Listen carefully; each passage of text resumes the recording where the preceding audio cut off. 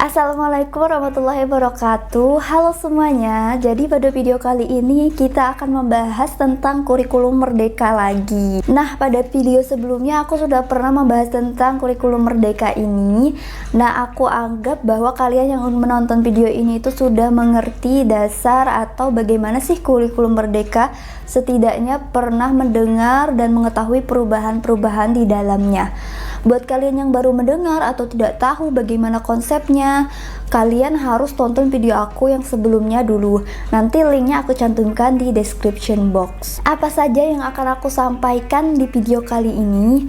Yang pertama, aku akan menjelaskan lebih lanjut tentang analistik diagnostik ya. Sebelumnya aku sudah pernah ngasih tahu apa itu, cuma di video yang sebelumnya itu aku rasa kurang tepat karena butuh 2 bulan lagi untuk aku mengerti tentang kurikulum merdeka ya. Selama 2 bulan ini aku mencari dan mencari, akhirnya ada beberapa info baru yang aku temukan dan aku pahami. Disclaimer dulu, di video ini aku menyampaikan apa yang aku pahami. Mohon maaf kalau misalnya kurang tepat atau bagaimana, semoga aja yang aku sampaikan ini sudah tepat. Selain itu, aku juga akan menyampaikan beberapa hal yang kalian tanyakan gitu ya, bagaimana penerapan dan penilaian di kurikulum merdeka. Buat kalian yang tertarik sama video-video pendidikan dan info pendidikan terbaru, kalian bisa subscribe YouTube channel aku karena insya Allah aku akan berbagi beberapa hal tentang pendidikan di YouTube channel ini juga.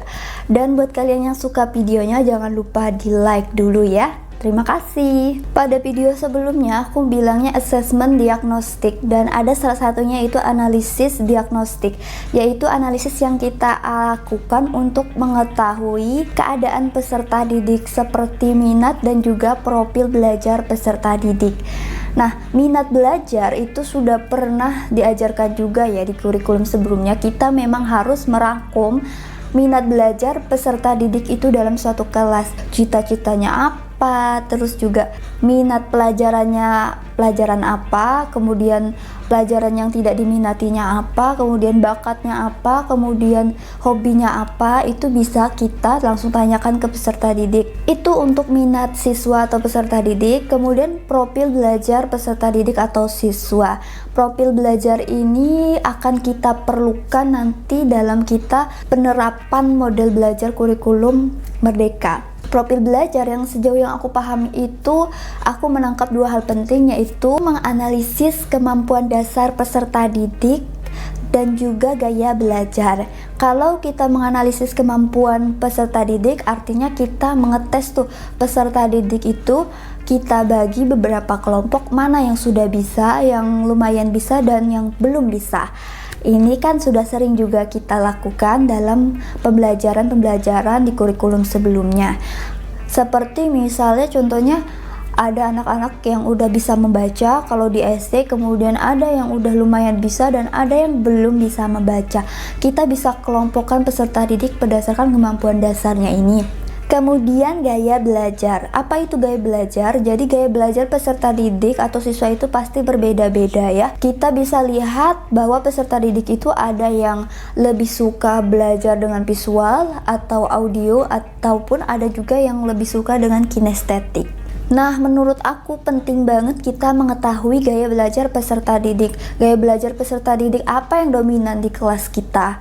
Misalnya yang visual, artinya peserta didik ini itu lebih suka belajarnya atau lebih menangkap belajarnya bila dia melakukan dengan cara melihat, baik itu dengan membaca ataupun melihat video atau gambar. Sedangkan kalau misalnya auditory, namanya auditory artinya mendengar, dia lebih menangkap pelajaran itu apabila disampaikan dengan cara mendengar atau tanya jawab, atau ya pokok istilahnya itu ngobrol. Nah, dia lebih nangkep pelajarannya apabila ngobrol ya. Kemudian yang kinestetik artinya peserta didik itu lebih nangkap pelajarannya apabila dia belajar sambil bergerak gitu ya.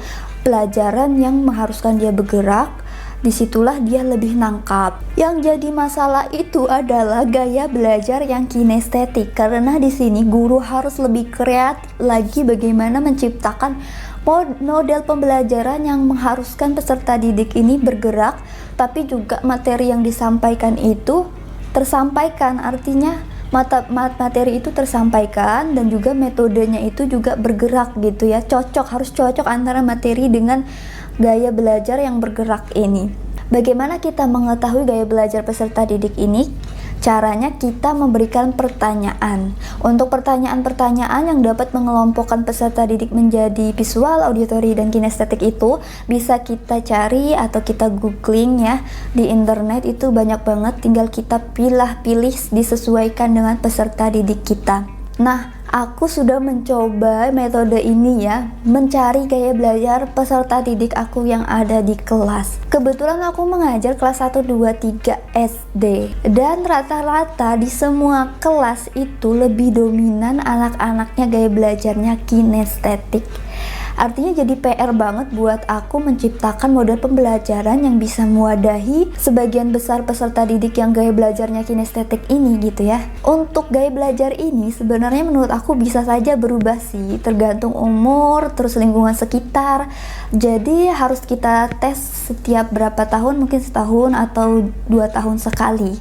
Tapi yang jelas untuk anak-anak SD aku yakin, mungkin juga dites di sekolah SD yang lain, rata-rata gaya belajarnya pasti kinestetik, terutama yang kelas-kelas rendah. Nah, kalau sudah dapat gaya belajar, untuk apa? Disitulah kita merangkum gitu metode-metode atau model-model pembelajarannya. Jadi analisis diagnostik ini hasilnya nanti akan menjadi rujukan kita dalam menyusun model pembelajaran yang akan kita terapkan di kelas. Kita akan masuk langsung ke implementasi atau penerapan pembelajaran kurikulum merdeka. Jawabannya gampang banget ternyata. Kemarin ya, rata-rata dari segala informasi sumber yang aku cari, rata-rata menyebutkan bahwa pembelajaran di kurikulum merdeka itu adalah pembelajaran aktif atau siswa yang aktif. Atau dulu kita pernah dengar di KTSP itu PAIKEM, pembelajaran aktif. Rasanya juga di K13 sama ya. Menurut kalian sama nggak sih? Waktu di K13 kita bilang kalau peserta didiknya harus lebih aktif. Untuk penerapannya kita bisa lakukan dengan menerapkan berbagai metode dan model pembelajarannya. Model pembelajarannya kita terapkan berdasarkan kebutuhan kelas kita, berdasarkan analisis diagnostik. Jadi apa yang dibutuhkan di analisis diagnosis yang sudah kita lakukan, itulah yang harus kita penuhi di pembelajaran aktif atau pembelajaran di kurikulum merdeka. Kemudian untuk penilaian, sampai sekarang itu masih sama saja. Bagaimana ulangannya, bagaimana mengambil nilainya, sama seperti K13, karena kurang ada informasi yang menjelaskan tentang itu. Bagaimana cara menilai kurikulum 13? Aku udah pernah bikin videonya ya, panjang, nanti kalau dijelaskan di sini. Masih sama seperti itu, bagaimana mencari nilai rapot atau mengambil penilaian di peserta didik. Itu aja yang bisa aku sampaikan di kurikulum merdeka kali ini, di video kali ini. Terima kasih buat kalian yang udah nonton. Buat yang suka videonya jangan lupa di like, dan buat yang belum subscribe jangan lupa di subscribe YouTube channel aku. Terima kasih. Wassalamualaikum warahmatullahi wabarakatuh.